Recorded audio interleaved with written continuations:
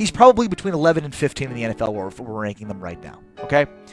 With room for growth, he could certainly become one of the 5 or 10 best players in the league, but we don't know that. Nobody knows that. Only the Cowboys have a decent idea of the type of work ethic that he has, and then the willingness for him to grow and become a better player, because work ethic is as much a part of it as talent or anything else. So, like, the Cowboys have more expertise than anybody else on this, and they're the ones that understand, hey, as good as he is, we think he can become this. And if they think he can become one of the 5 best players in the league, then maybe you pay him like one of the 5 best players in the league. Or maybe you don't.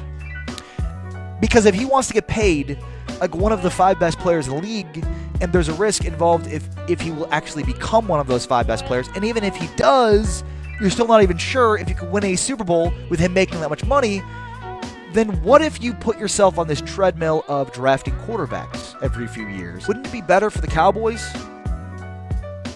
if they drafted a quarterback in the first round of the 2020 draft, franchise tagged Dak in 2020, and then probably moved on the next year and then went to the quarterback they took in 2020 in the first round? With the reality of economics in the modern NFL, it's hard to pay Aaron Rodgers 15% of the salary cap. Like, think about that.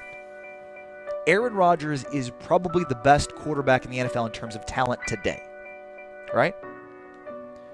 And even he is the type of guy where it's like, can we pay him 15% of the salary cap and still win?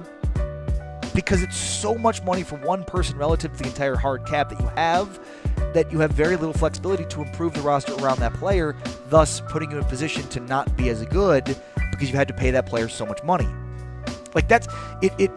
It's weird that at this point right now, we're not even sure that Aaron Rodgers is worth 15% of the salary cap. Like, that's something that almost has to change. Either you have to have flexibility in the cap. Maybe they removed that it's a hard cap, and so there's some sort of a luxury tax threshold or something involved there. But I mean, it's just weird that quarterbacks take up such a large percentage of the salary cap, and because of that, even if you have a great one, you have to pay him like a great one, and therefore won't have the flexibility to improve your roster in areas that you would need to in order to make you Super Bowl caliber.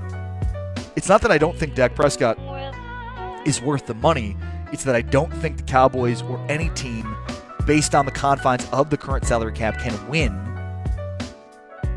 when they have one of the 5 best, highest paid quarterbacks in the NFL.